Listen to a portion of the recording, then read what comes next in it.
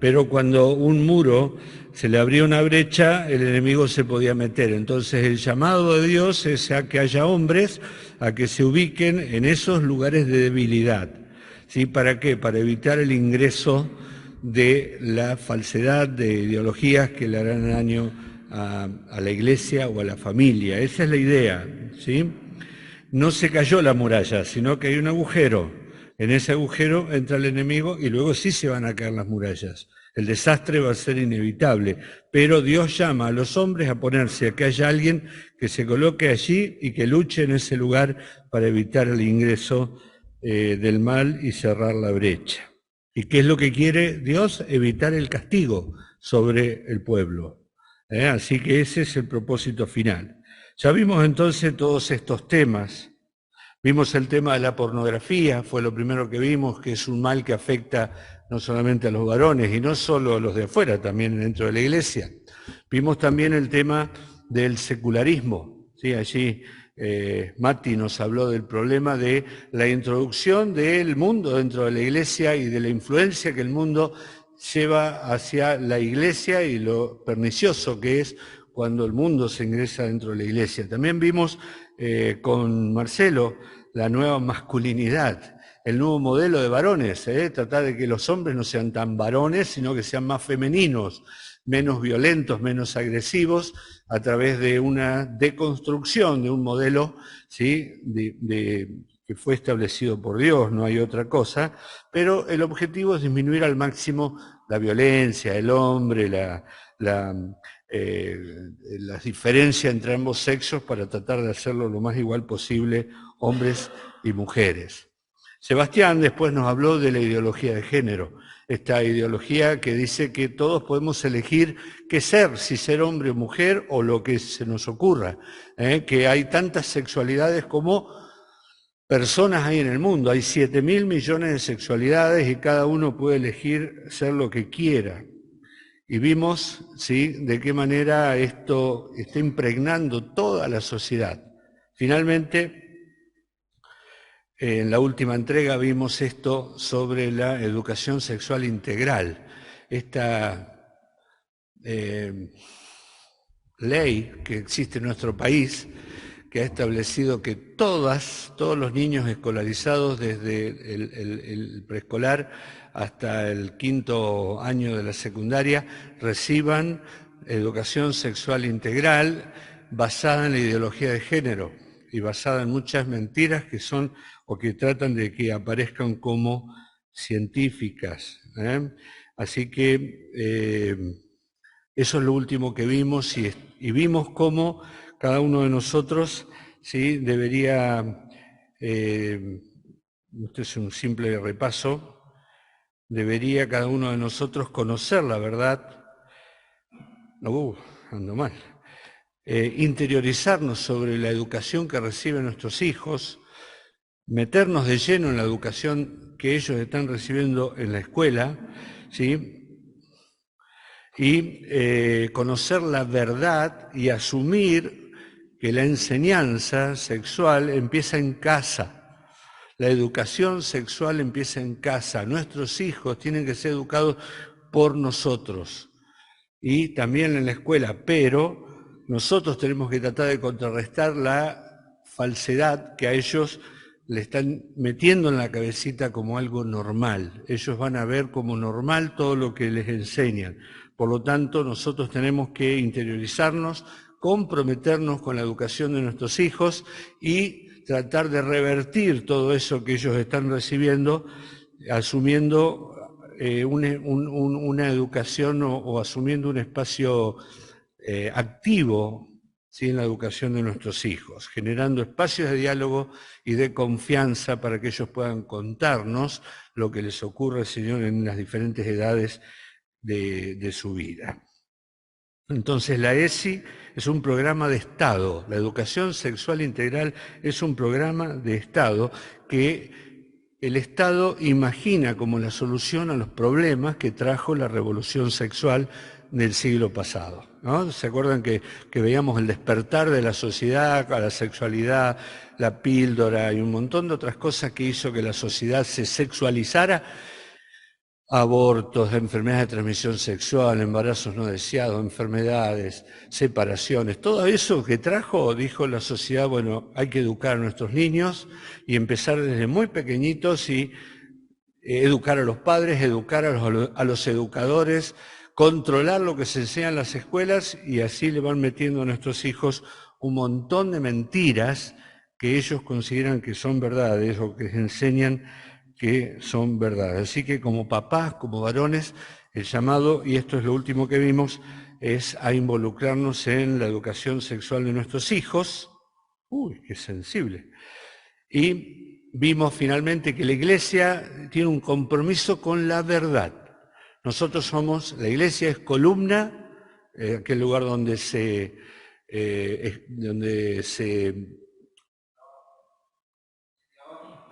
clavaban y se exponía, ¿sí?, la verdad o lo que se quería transmitir. Nosotros somos como una columna donde se clava la verdad y todo el mundo debe verla, y Baluarte, que es defensa. Somos columna porque exponemos la verdad y somos defensa de la verdad cada uno de nosotros. Tenemos una responsabilidad hacia la verdad y tenemos una responsabilidad con la verdad. Bien, esto es lo que vimos el pasado miércoles.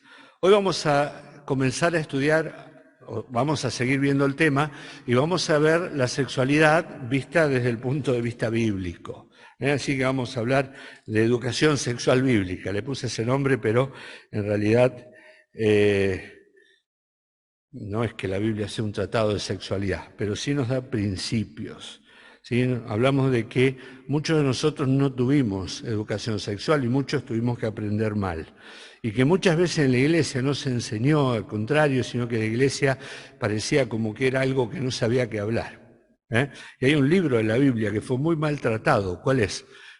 El Cantar de los Cantares, que es un hermoso poema de amor entre un hombre y una mujer. Y se lo espiritualizó con tal de que no diga lo que pareciera que quería decir. Y es realmente un libro donde se expresa la pureza del amor dentro del matrimonio.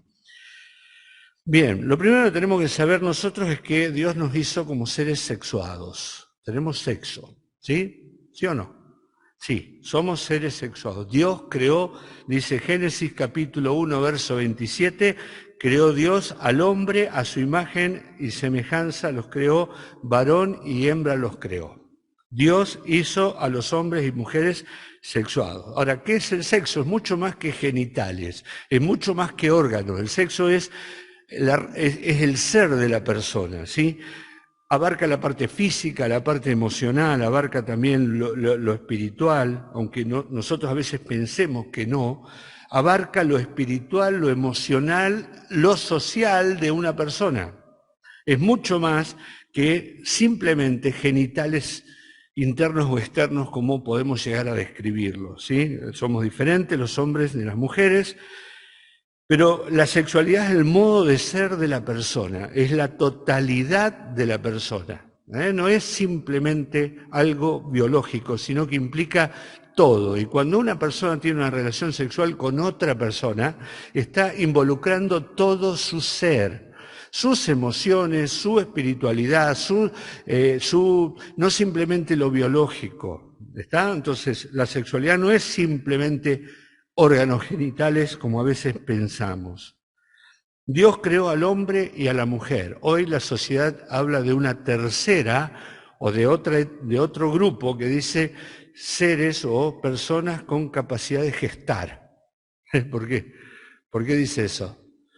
Porque hay hombres trans, dicen que son hombres, en realidad tienen útero. Entonces ese hombre tiene capacidad de gestar. Pero para no decir que es una mujer, le dicen un hombre con capacidad de gestar. ¿Sí? Es una mujer que se viste y que quizás hasta se pudo haber operado para ser hombre. El hombre es un ser especial.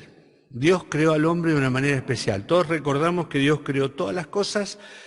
El quinto día creó los vegetales, el sexto día creó los animales, creo que era, si no me equivoco.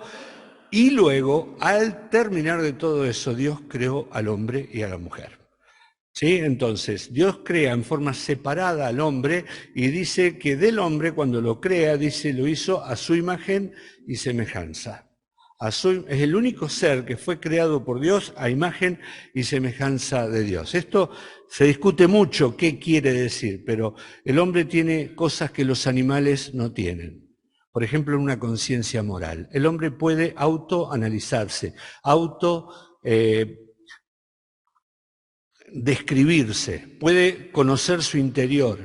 El hombre tiene conciencia moral, el hombre tiene moralidad, sabe lo que es bueno y lo que es malo, y lo sabe desde que nace, porque un chico sabe cuando está haciendo algo mal.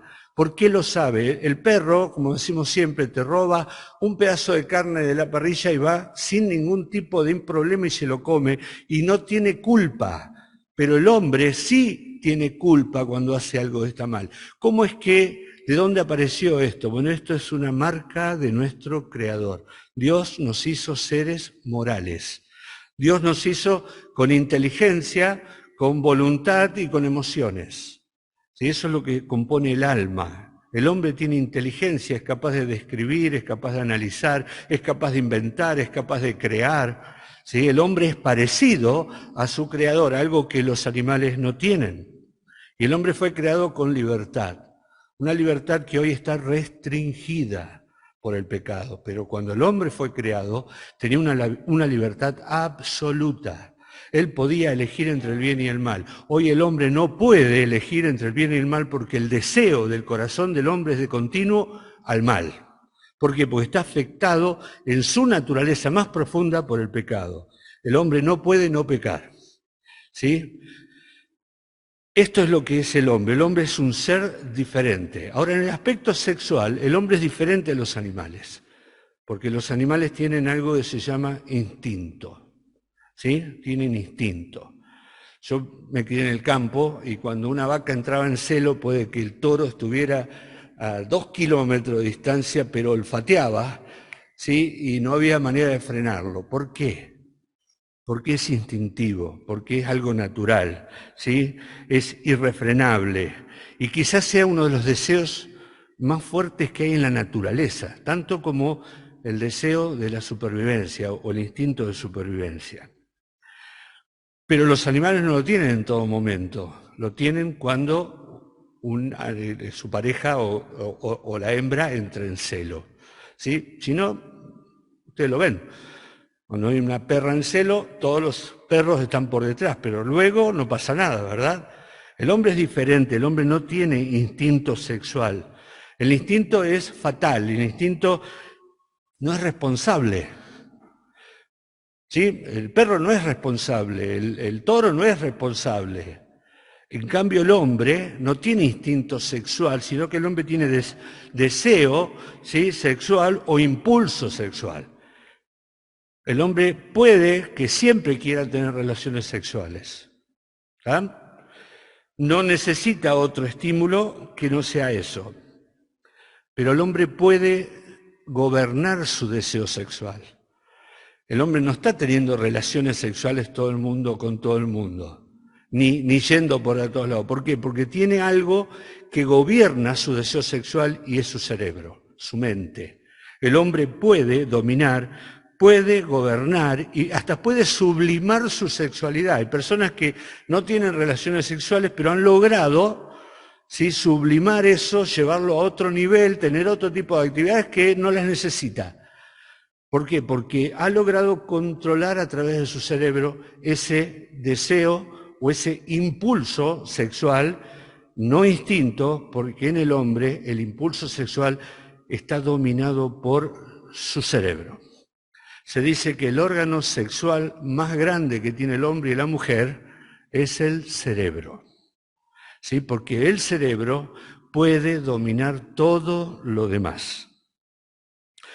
Ahora, el impulso sexual en el hombre no se encuentra aislado, no es algo, forma parte de su ser, forma parte de su persona, forma parte de su naturaleza y de lo más profundo de su ser.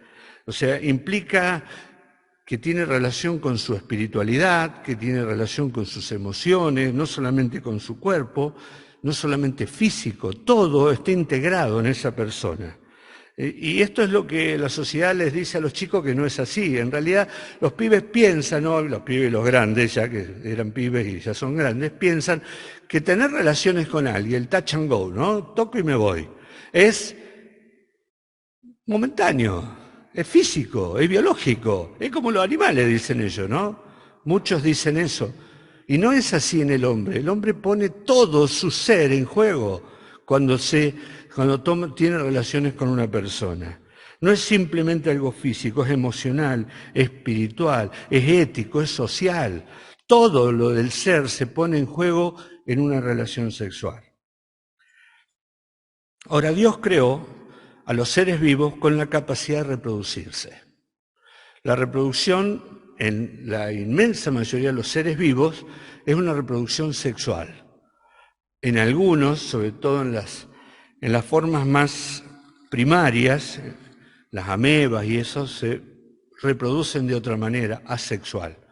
Pero en general, los seres vivos, la reproducción es sexual. Quiere decir que tiene que haber un hombre y una mujer, un macho y una hembra, ¿sí? Y que de esos dos tienen que salir la unión, de esos dos va a salir descendencia. Eso es reproducir, es generar descendencia, parecido a sus progenitores. En la gran mayoría son estas reproducciones sexual, ¿sí? Cada ser tiene sus propios órganos reproductivos, pero son diferenciados. No hay un ser que tenga macho y hembra a la vez. Muy escasos son los casos de hermafroditismo en algunos animalitos inferiores. No es para tenerlo en cuenta. La gran mayoría de las especies y el ser humano están diferenciados los órganos sexuales masculinos de los femeninos. Claramente diferenciados, y se necesita la célula de uno y la célula del otro para generar descendencia. Dios nos hizo así, a pesar de lo que la sociedad diga, ¿sí? De que hay combinaciones o cosas raras, no existen.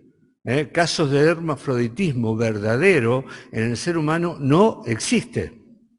¿Sí? Por más que ellos muestren algún caso que se haya generado en algún lado de pseudo hermafroditismo, que quiere decir órganos sexuales externos parecidos a los del hombre que lo tiene la mujer, no existe un ser humano que tenga órganos sexuales masculinos y femeninos. ¿Está?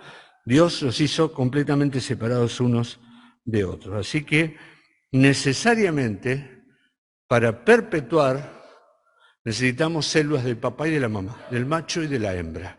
Llámese como se llame la especie a la cual estamos estudiando. ¿Estamos? ¿Quién creó esto? ¿Quién nos creó así?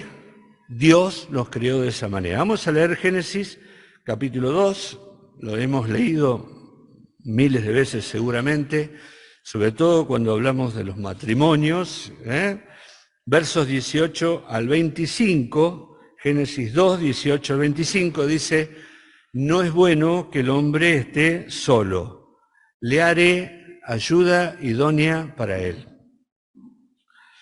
Jehová Dios formó pues de la tierra toda bestia del campo y todas aves de los cielos y las trajo a Adán para que viese cómo las había de llamar, y todo lo que Adán llamó a los hombres, a los animales vivientes, ese es su nombre. Y puso Adán nombre a toda bestia y ave de los cielos y a todo ganado del campo, mas para Adán no se halló ayuda idónea para él. Entonces Jehová Dios hizo caer sueño profundo sobre Adán, y mientras éste dormía tomó una de sus costillas y cerró la carne en su lugar. Y de la costilla que Jehová Dios tomó del hombre hizo una mujer y la trajo al hombre. Dijo entonces Adán: esto es ahora hueso de mis huesos, carne de mi carne, esta será llamada varona, porque del varón fue tomado. No dice varone, varón y varona, en el último de los casos, ¿no? Y luego dice: por tanto dejará el hombre a su padre y a su madre, se unirá a su mujer y serán una sola carne. Y estaban, este texto que a veces está allí medio perdido y no lo interpretamos bien, dice: y estaban ambos desnudos, Adán y su mujer, y no se avergonzaban. Esto habla de intimidad del matrimonio, ¿sí? De una intimidad sexual, y sin vergüenza. ¿Por qué? Porque el pecado todavía no había entrado en el mundo. Esto es lo que Dios creó. Dios creó al hombre y a la mujer diferentes, pero para relacionarse entre sí, para conformar, y lo vamos a ver en un ratito, una unidad diferente a la que tenía cada uno de ellos por separado, pero una unidad al fin. Así que Dios es quien crea la sexualidad, y la sexualidad la limita a las relaciones dentro del matrimonio. Porque eso es lo que Dios, por eso el escritor de los Hebreos en el capítulo 13 dice: honroso sea en todos el matrimonio y el lecho sin mancilla. ¿Qué quiere decir esto de lecho sin mancilla? Quiere decir que no hay una tercera persona que se acueste en esa cama, que no hay nadie que se meta en el medio de esas dos personas. ¿Sí? Honroso es el matrimonio, Dios lo creó, pero también Dios repudia las perversiones que ocurren en nuestra sociedad, que ocurrieron en la época de Noé, que ocurrieron en la antigüedad, que ocurren hoy y que van a seguir ocurriendo hasta que el Señor venga a establecer su reino en la tierra. ¿Sí? Porque las perversiones tienen que ver con nuestra naturaleza caída y con un mundo que vive a espaldas de un Dios santo. Y allí en Romanos capítulo 1, verso 24 al 28, les invito a buscar, que son textos que también hemos estudiado muchas veces o leído muchas veces. Allí el apóstol Pablo habla de la culpabilidad del hombre. Verso 24 dice: por lo cual Dios, y esta es la primera vez que dice que Dios los juzga a los hombres pecadores que, profesando ser sabios, dice el verso 22, se hicieron necios y cambiaron la gloria del Dios incorruptible. Dice: por lo cual Dios también los entregó a la inmundicia en las concupiscencias de sus corazones, de modo que deshonraron entre sí sus propios cuerpos. Está hablando de relaciones sexuales entre personas impías, dice, que cambiaron la verdad de Dios por la mentira, honrando y dando culto a las criaturas antes que el Creador, el cual es bendito por los siglos. Amén. Por esto, aquí viene la segunda etapa, Dios los entrega a pasiones vergonzosas, pues aún sus mujeres cambiaron el uso natural porque el que es contra la naturaleza. ¿De qué está hablando aquí? De esto que es tan común en nuestros días hoy, de las relaciones entre mujeres, y ahora vamos a ver lo que le toca a los hombres. Y de igual modo también los hombres, dejando el uso natural de la mujer, que era el plan original de Dios, dice, se encendieron en su lascivia unos hombres con otros hombres, cometiendo hechos vergonzosos, dice, hombres con hombres, y recibiendo en sí mismos la retribución debida a su extravío. Y como ellos no aprobaron tener en cuenta a Dios, y aquí viene la tercera etapa del juicio, Dios los entregó a una mente reprobada para hacer cosas que no convienen, estando atestados, bueno, y todo lo que ya podemos seguir leyendo. Pero fíjense que ya en el siglo I de nuestra era, el apóstol Pablo, bajo la luz del Espíritu Santo, está diciendo lo que está ocurriendo en nuestra sociedad el día de hoy y que nos quieren decir que está bien, pero no está bien. Esto Dios lo reprueba. Aunque nos quieran hacer creer que eso era del Antiguo Testamento y que todo lo demás, y que la homosexualidad no es una desviación, Dios reprueba las perversiones. El sexo define nuestra identidad personal. Nosotros nos vamos a tener nuestra identidad sexual, la vamos a generar con la ayuda de papá y mamá en nuestra familia desde que somos pequeñitos. Lo primero que le preguntamos a una embarazada, ¿qué es lo que le preguntamos? ¿Qué es? ¿Nena o nene? ¿Sí? No vamos ahí buscando posiciones intermedias. ¿Nena o nene? Le estamos preguntando de entrada Y es cierto que le regalamos ositos, le regalamos muñequitas, lo vestimos de celeste, lo vestimos de rosado. Sí, es cierto, vamos generando ya cierta conducta hacia la sexualidad de acuerdo a lo que ha llegado, ¿sí? Ahora, el niño, a medida que va creciendo, va generándose esta identidad de yo soy nena, yo soy nene, ¿sí? Yo juego con esto, yo juego con aquello. Es cierto, la identidad sexual se va formando en los primeros años. Tiene que ver con lo genital, lo sexual. ¿Qué órganos traje? Yo soy varón, yo soy nena, ¿sí? Tiene que ver con eso. En base a eso me van criando, me van dando. Ahora, como veíamos la vez pasada, esto parece ser un delito hoy.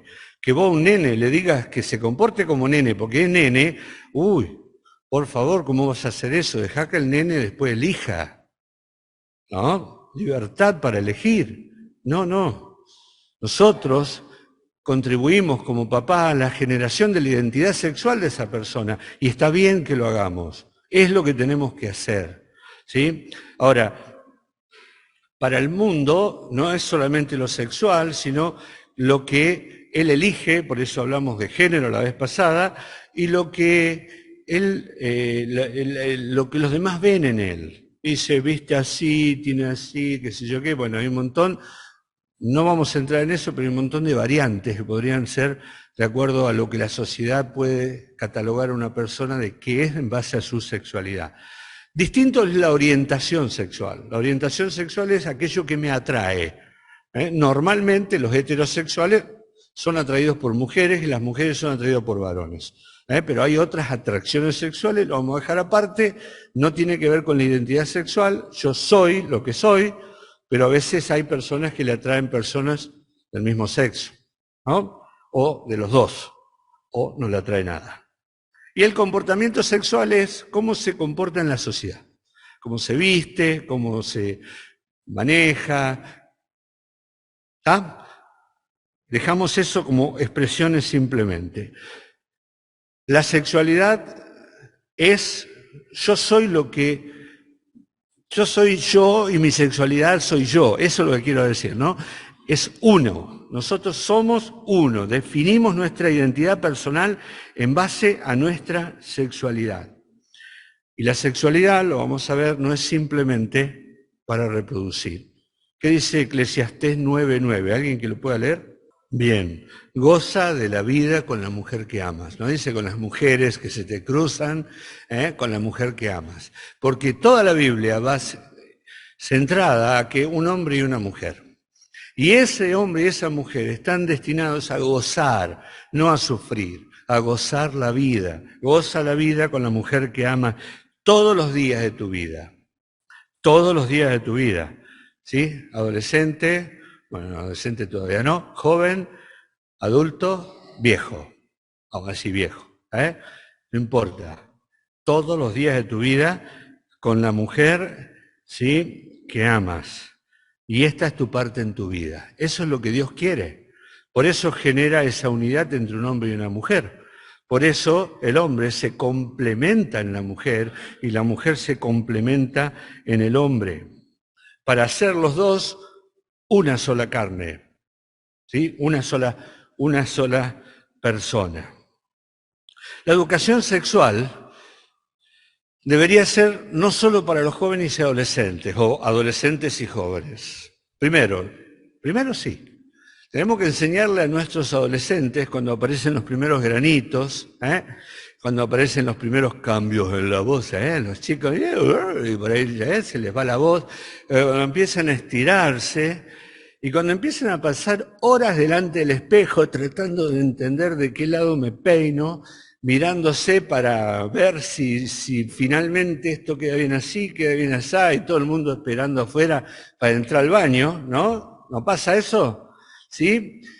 ¿Qué es lo que pasa con su cuerpo? Está bien que eduquemos a nuestros adolescentes y le digamos qué es lo que está pasando con su cuerpo, con los grandes cambios físicos, los cambios de humor, porque hoy están contentos, después te mandan a pasear, gritan, ¿sí? Generalmente tienen amigos que son leales afuera, pero adentro son un desastre, están todo el día metidos dentro de la pieza, no salen nunca, y cuando salen más vale ni hablarles. Esos cambios de humor que ocurren en la adolescencia, el espejo, las largas horas de estudio de la imagen, la agresividad, la retracción social, ¿sí? Hasta que tienen la aceptación que ellos quieren. Bueno, todo eso hay que enseñárselo a nuestros jóvenes. Ahora, la educación sexual también es para adultos, porque muchas veces los adultos hemos aprendido mal muchas cosas, pero hay cosas que debemos hablar y quizás esto, a ver, le pregunto a los jóvenes, ¿los adultos tienen relaciones sexuales? Ah, no, nuestros padres no, ¿no? Los hijos piensan que los padres no tienen relaciones sexuales. ¿Cómo vinieron? ¿De una gaviota? ¿Cómo llegaron? ¿Eh? ¿Necesitan los adultos saber cosas? Sí. Sí. Sobre todo cómo manejar determinados aspectos de la etapa en la que viven de acuerdo a principios bíblicos. Porque justamente cuando estamos criando hijos adolescentes, los padres estamos en una etapa de los 40, ¿o no? 40 y 50, ¿sí o no? Más o menos. ¿Sí? Y estamos muy abocados a veces a lo que pasa a nuestros hijos y nos olvidamos de muchas cosas que pueden estar pasando en nuestro matrimonio. Y esto quizás es un tema para la reunión de matrimonio, la crisis de los 40. ¿Saben lo que es la crisis de los 40? Que no se da en todas las personas, pero en muchos se da. Es cuando el hombre, vamos a hablar del hombre, la mujer también puede tenerla, se da cuenta de que llegó a la mitad de su vida, como mucho. Y empieza a comparar las expectativas que tenía cuando era joven, los sueños que tenía con lo que logró. Y muchas veces hay frustraciones, hay un sentimiento de insatisfacción por aquello que quería y por aquello a que llegó que quizás no le gusta. Se está dando cuenta que está pasando la etapa, que está llegando a una etapa adulta, grande, y muchas veces esto se manifiesta en actitudes impulsivas y en cuestiones, digamos, en difíciles de soportar dentro de la familia, porque él se siente mal porque algunas cosas los obtuvo. Hay otros que en cambio ven un buen pasar a los 40, han desarrollado mucho de lo que quisieron, se sienten bien, ¿sí? Y quizás mirando a su esposa ya no es lo que los atrajo antes. Y entonces muchas veces se empieza a mirar afuera, porque la esposa está muy dedicada a los hijos, porque el trabajo, por esto, por aquello, y muchas veces en los 40 aparecen otros problemas, ¿no? Que no los tenías cuando eras joven, los tenés ahora cuando te das cuenta que ya estás grande, que estás pasando, ¿sí? Que quizás no has logrado y estás viviendo una rutina todos los días, ¿sí o no? Y hay un chiste, no sé si decirlo, ¿no? Me dice, cuando los jóvenes van a la heladera, dice, miran lo que hay adentro y van a la cama. Los grandes van a la cama, miran lo que hay en la cama y van a la heladera. Es feo el chiste en sí, pero esconde muchas de las cosas que muchas veces pasa en los matrimonios. Porque el hombre y la mujer cambian, la maternidad cambia a la esposa, ya no es la figurita que tenía cuando era joven, ¿sí? Y van apareciendo nuevas cosas y de pronto nos miramos al espejo, se van cayendo el pelo. Uy, qué bueno sería ir al gimnasio. Empiezan a ir al gimnasio los varones a los 40, empiezan a tener a hacer cosas que antes no hacían. ¿Pero por qué? Porque necesitan revivir aquello que los hacía sentir jóvenes. Y muchas veces en ese momento, ¿sí?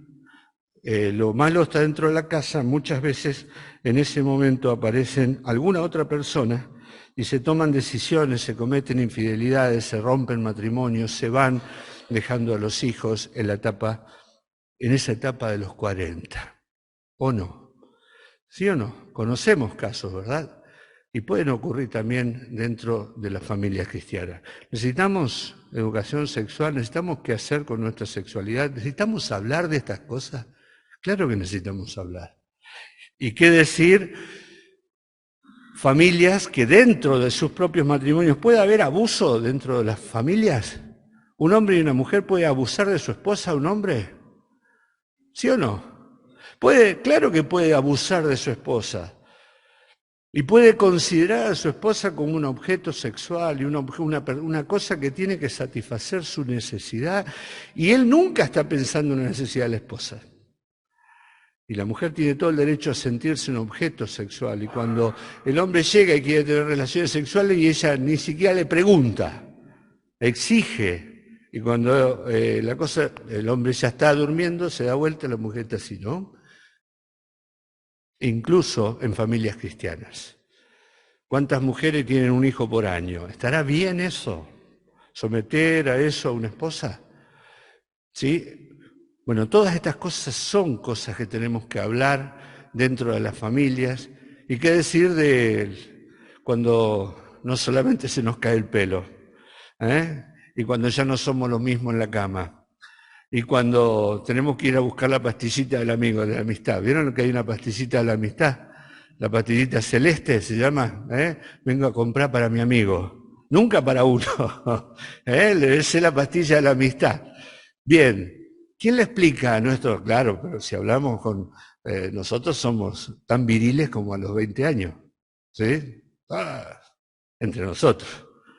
Porque no participan nuestras esposas, ¿sí? Nos consideramos así. ¿Por qué no podemos hablar de estos temas también como hombres? ¿Qué es lo que ocurre con nuestro cuerpo cuando va pasando los años? Claro que sí, nosotros necesitamos tener perspectiva de acuerdo a la edad que tenemos de por qué Dios nos creó de esta manera y qué podemos hacer con nuestra sexualidad. ¿Cuál es el propósito del sexo? Lo primero, lo veíamos, crear unidad, lo leímos. Dios dijo, se unirá el hombre a su mujer y serán una sola carne. Compañerismo mutuo en intimidad. Y estaban ambos desnudos y no se avergonzaban. ¿Sí? La soledad es mala. La soledad es mala. En todas las edades es mala. Es devastadora para la cabeza. Por eso Dios pensó en una compañera idónea. Quiere decir alguien al lado tuyo, alguien que te acompañe todos los días de tu vida, que camine junto a vos y que se ayuden mutuamente, no que me ayude, que se ayuden mutuamente. Ese es el propósito de lo que Dios creó. ¿Sí? En el corazón nuestro, de cada uno de nosotros, deseamos intimidad y deseamos ser amados. Todos deseamos ser amados. El matrimonio está diseñado para llenar esa necesidad de intimidad y esa necesidad de amor que todos tenemos. Eso es el matrimonio, un hombre y una mujer. No ir buscando mujeres o ir buscando hombres. No, Dios creó el matrimonio con el propósito de crear unidad en intimidad, compañerismo. El segundo es esto que leíamos en Eclesiastés, goza de la mujer de tu juventud, goza de la mujer de tu pacto. No la abandones, diría Malaquías. Ustedes rompieron el pacto con la mujer de su juventud. Dios no aprueba el divorcio. No aprueba el divorcio. ¿Por qué? Porque la idea es que el hombre y la mujer se satisfagan mutuamente en sus necesidades. El apóstol diría, no niegues tener relaciones sexuales con tu esposa, a menos que sea por el mutuo consentimiento y por un tiempo. ¿Por qué? Para que Satanás no tiente al otro que quiere tener relaciones sexuales y se destruya el matrimonio. ¿Sí? Entonces el matrimonio, la sexualidad está generada por Dios, circunscripta al matrimonio para que el hombre y la mujer gocen, pero también para que tengan hijos, por supuesto, también para que tengan hijos, porque es la forma en que Dios estableció que el hombre iba a obtener descendencia. Ahora, no es a causa de la caída que Dios le dijo a la mujer, vas a parir tus hijos. La caída, le dijo Dios, vas a parir a tus hijos con dolor. Y el deseo de tu marido va a ser sobre ti. Pero no es causa de la caída el parto. La mujer tiene matriz para tener un hijo en su interior, porque Dios lo estableció así cuando eran inocentes, antes de la caída. Por lo tanto, el propósito de la sexualidad también es tener hijos, ¿sí? Y promover el reino, porque yo le pongo esto, promover el reino, sembrar hijos de Dios en el mundo. La parábola del trigo y la cizaña. El Señor dice que el trigo no es, como en el caso de los cuatro del buen sembrador, dice, la semilla es los hijos del reino. Y allí están mezclados hijos del reino con cizaña. Y el propósito de Dios es que crezcan juntos hasta el fin del tiempo, porque tenemos un propósito nosotros que es el de ser luz y sal en medio de este mundo y evitar la corrupción y el avance y ponernos en la brecha. Eso es lo que Dios quiere. ¿Sí? Entonces tengamos hijos para promover el reino de Dios. Por lo tanto, la Biblia enseña que el sexo es algo sagrado. Somos templo de Dios. Y en el templo vive Dios. Nuestro cuerpo es sagrado. Vamos a 1 Corintios, capítulo 6, verso 18 al 20. Textos también muy conocidos. Dice, huid de la fornicación. Esto es un mandamiento. Ahora vamos a hablar algo de esto. Huid de la fornicación. Huyan de la fornicación. Cualquier otro pecado que el hombre cometa está fuera del cuerpo.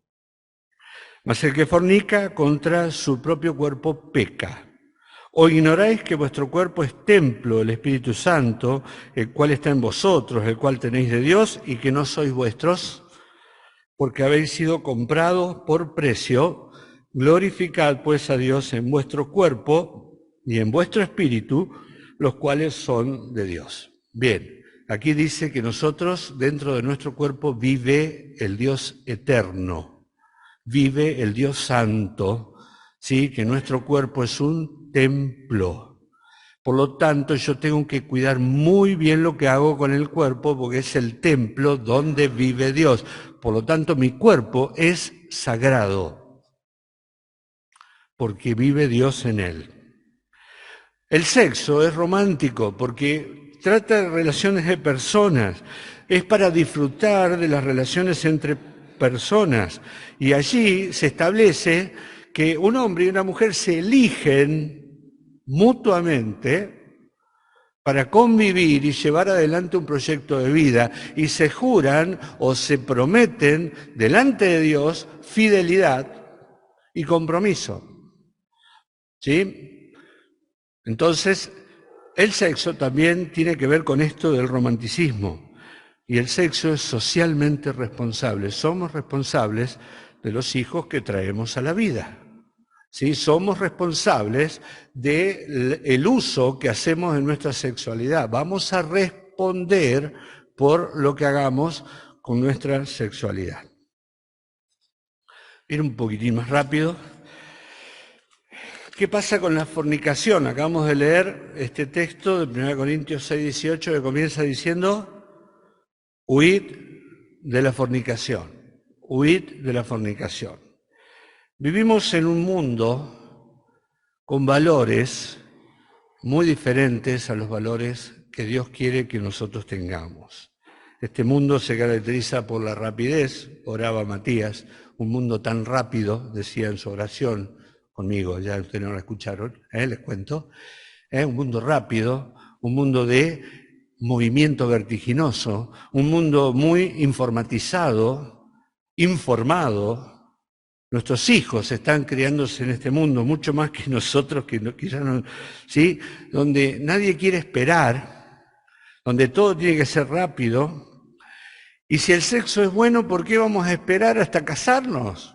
Los pibes tienen allá afuera compañeros y compañeras que continuamente tienen sexo, y porque, como decía Celia Cruz, la vida es un carnaval. Habría que preguntarle ahora a Celia Cruz qué piensa de la vida. Ya murió Celia Cruz. Ella cantaba que la vida es un carnaval. Bien, la vida no es un carnaval.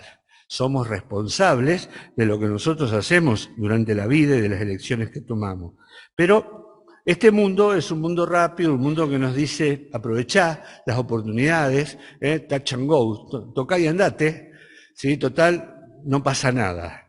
Y si quedás embarazada, le dice a la chica, no te hagas problema, está el aborto. Pero cuídate porque podés hacerlo sin ningún tipo de problema, no hay ningún tipo de dramas con eso, no pasa nada.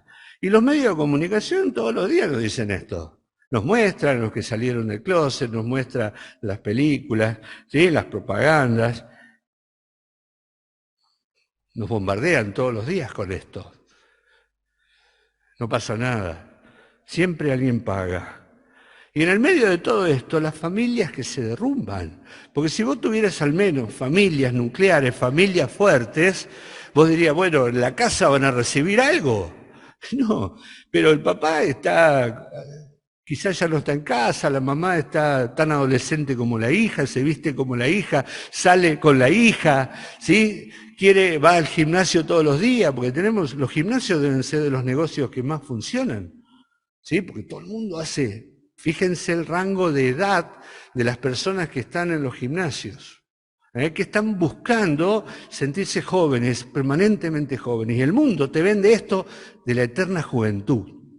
No importa si tenés 50, pero sentite joven y actúa como adolescente. Esa es nuestra sociedad.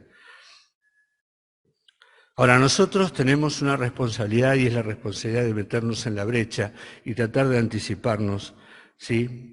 a los problemas. Tenemos que saber qué excita a un hombre, por cuál de los órganos se excita más un hombre. Tenemos cinco sentidos. ¿Cuál es lo que excita más al hombre? La vista. ¿Qué es lo que excita a la mujer? El tacto. Nosotros muchas veces insistimos en cómo se visten nuestras hijas. Tenemos que tener mucho cuidado en eso, porque nadie tiene derecho a tocar a nadie porque vaya con una minifalda. Yo quiero decirlo porque por ahí parece que somos... No, a veces ves a las chicas a la madrugada o a la mañana volviendo con un corpiño solamente, una pollerita que no sabes si está entrando o saliendo, ¿sí? Y vos pensás... Los pibes, los muchachos, los varones, se excitan por la vista. Así que enseñemos a nuestras hijas a cómo vestirse, mucho más acá en la iglesia. En cambio, las mujeres se excitan por el tacto, pero a los varones les gusta tocar, ¿no? Y a veces no nos damos cuenta de lo que un toque en el hombro le produce a la otra persona. Entonces, manitos quietas siempre, manos quietas. Antes del matrimonio, mano en los bolsillos, porque la chica responde diferente. Te acomoda el cabello, toca el cuello, ojo con eso, ¿sí? Nosotros tenemos que tener mucho cuidado porque eso es lo que le produce a la otra persona, no tanto en lo que quizás te produce a vos, que sí el Señor sabe cuál es tu verdadera intención. Ahora, volvemos al tema de la fornicación porque es algo muy de moda. ¿Qué es fornicar? ¿Qué es? Bueno, el término en sí muchas veces lo utilizamos a tener relaciones prematrimoniales o fuera del matrimonio en personas solteras, ¿sí? Pero fornicación, en realidad la palabra porneia, que es la palabra que se utiliza en la Biblia, quiere decir desviaciones de todo tipo del orden sexual. De ahí viene la palabra pornografía, ¿sí? Pornos, desviación sexual. No es simplemente tener relaciones prematrimoniales, que las incluye.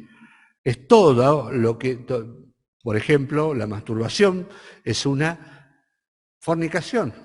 Los varones también ocurre esto, el que consume pornografía termina necesariamente, casi con toda seguridad, haciendo esto. ¿Qué es lo que quiere Dios? Dios dice huir de la fornicación. Hoy nuestra sociedad dice, ¿para qué te vas a casar? Juntate, ¿no? Probá, si anda todo bien, después si querés casarte te casás. O probemos, tengamos relaciones, vivamos juntos, un día en tu casa, otro día en la mía, después cada uno en su casa. Probemos. ¿Eso está bien? Dios dice que no. Dios creó el sexo para ser limitado al matrimonio y para que dentro del matrimonio podamos disfrutarlo. Dios reglamentó el sexo de esa manera por su sabiduría, no porque sea una aguafiesta, no porque quiera que nosotros la pasemos mal. Dios reglamentó el sexo porque está cuidándonos a nosotros de todo lo que va a pasar si nosotros elegimos ese camino equivocado. Porque el precio que podemos pagar es muy alto. Hay embarazos no deseados, abortos, enfermedades, relaciones arruinadas, porque dos personas que tienen relaciones y después se sienten que quizás iban camino a casarse, después se sienten que se han fallado mutuamente y se separan. Relaciones de personas que estaban muy cercanas, quizás entre sí, y luego se terminan peleando. ¿Por qué? Porque tuvieron contacto sexual, ¿sí?, fuera del plan de Dios. Frustraciones, culpas, vergüenza, matrimonios prematuros, no, ahora casémonos. Ya está, ya la hicimos, casémonos. Toda una vida por delante para sufrir las consecuencias de un matrimonio prematuro. Y todo esto, ¿realmente alguien paga? Las infidelidades tienen que ver con esto. Empezamos así, y bueno, si yo no me pude controlar con vos, ¿por qué me voy a controlar con la otra? Si yo no pude guardar mi fidelidad, no pudimos ser fieles unos con otros, ¿por qué lo vamos a seguir siendo después? Oportunidades que se pierden, vidas, ¿sí?, que son truncadas por estas situaciones. No crean que las relaciones prematrimoniales y la fornicación es un camino para disfrutar. Es un camino equivocado y es un camino que va a conducir, de acuerdo a lo que dice Dios, va a conducir al desastre. Va a conducir al hábito de explotar a las personas por placer, a la dificultad después de ajustar en el matrimonio el tema sexual. Porque siempre las imágenes quedan y se interponen en una relación permanente, dificulta la fidelidad dentro del matrimonio, mina la confianza entre ellos. Si lo hiciste conmigo, ¿por qué no lo haces con el otro? Empiezan a dudar unos de otros y mina la personalidad. Y el acto sexual, una vez realizado, no se puede deshacer. No puedes volver atrás. ¿Sí? Entonces, este es un camino equivocado. ¿Por qué Dios dice esto de que debemos huir de la fornicación? Para protegernos, porque quiere darnos algo mejor. Nosotros pensamos, o la sociedad dice, no tener relaciones sexuales, te estás guardando para el matrimonio, pero vos sos tonto, ¿no? Sos pavo, ¿qué sos? ¿Por qué no lo haces si todos lo hacen? Dios dice, no lo hagas. ¿Por qué Dios dice, no lo hagas? Porque te está cuidando, porque quiere darte algo mejor, porque quiere darte un matrimonio que resista el tiempo, el paso del tiempo. Fíjate la vida de tus compañeros más adelante, cómo terminan. Ojalá pudiéramos verlo antes, pero lo vamos a ver. Se me están empezando a ir.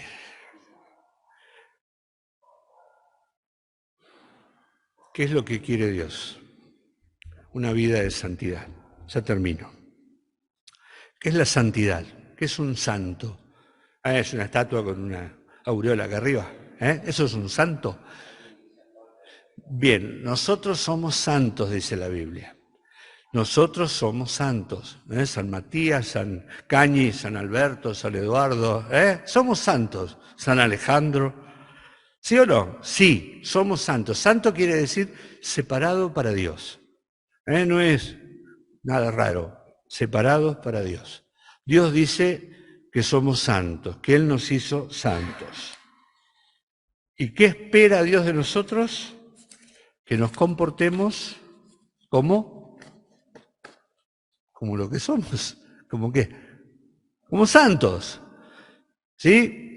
Apartado del mal, apartado del pecado, apartado y orientado hacia el bien, para el uso exclusivo de Dios. Eso es lo que Dios quiere de nosotros, que seamos santos. Vamos a leer Levítico capítulo 11, versos 44 y 45. Vamos, Levítico, Antiguo Testamento. Ya vamos a terminar. Dice, porque yo soy Jehová vuestro Dios. Subrayen estos dos textos. Subrayenlos, ténganlos allí. Yo soy Jehová vuestro Dios. Vosotros, por tanto, os santificaréis y seréis santo, porque yo soy santo. Así que no contaminéis vuestra persona con ningún animal que se arrastra sobre la tierra, porque yo soy Jehová que os hago subir de la tierra de Egipto para ser vuestro Dios. Seréis pues santos, porque yo soy santo. Aquí hay 4 cosas que nos dice Dios. Primero, tenemos que ser santos porque Dios tiene derecho soberano sobre nosotros. Dios tiene derecho soberano sobre nosotros. Lo leímos en 1 Corintios 6:20. Fuimos comprados por precio.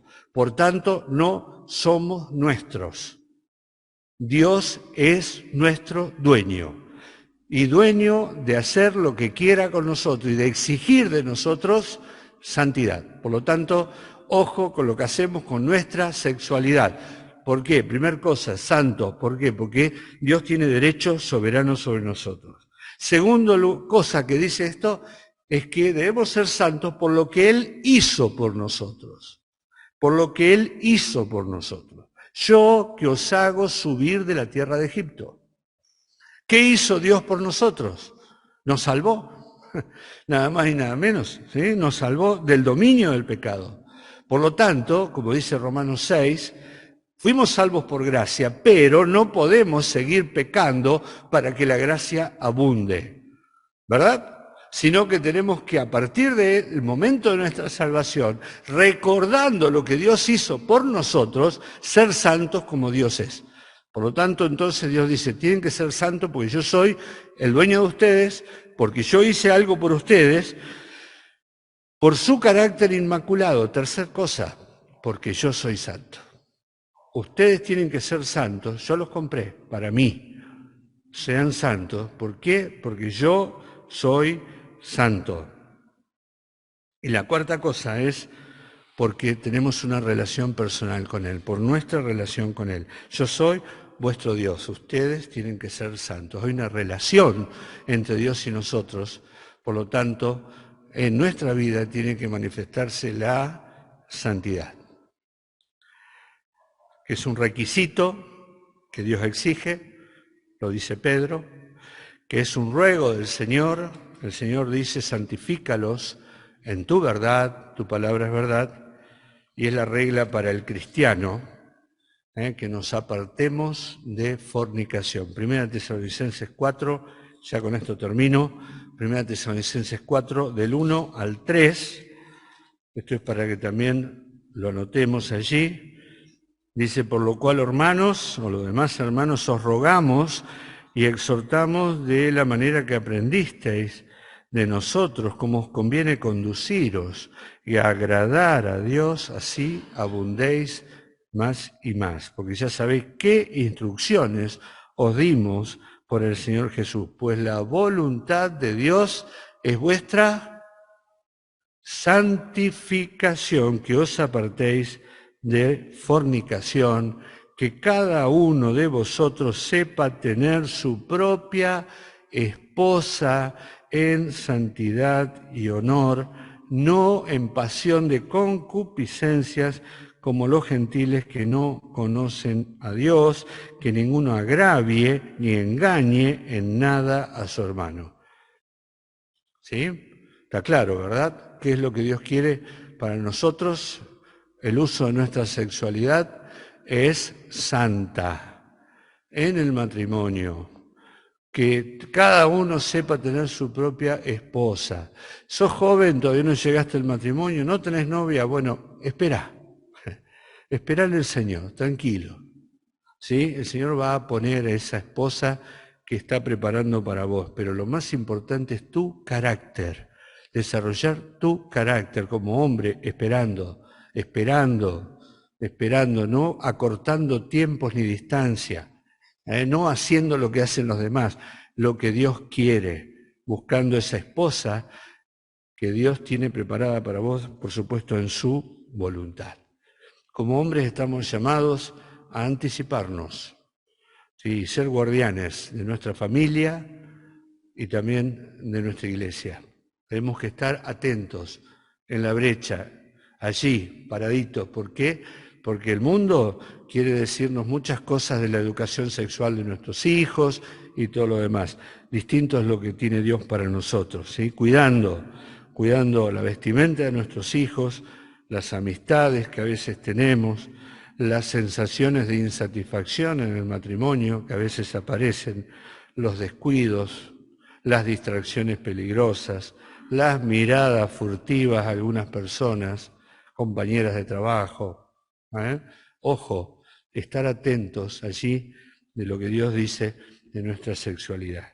Atentos a los cambios que ocurren en la sociedad. No todo lo nuevo es bueno, no todo lo viejo es malo. Recuerden eso, estamos invadidos por cosas nuevas. La sexualidad es una fuerza poderosa que moviliza a las personas y las hace hacer cosas que no harían, que no hubieran pensado nunca de las que podrían hacer. Así que atentos a cuidar a aquellos que tenemos dentro de las murallas. Hay una brecha, entonces ahí hay que ir a portillar y ahí tenemos que ir a colocarnos cada uno de nosotros.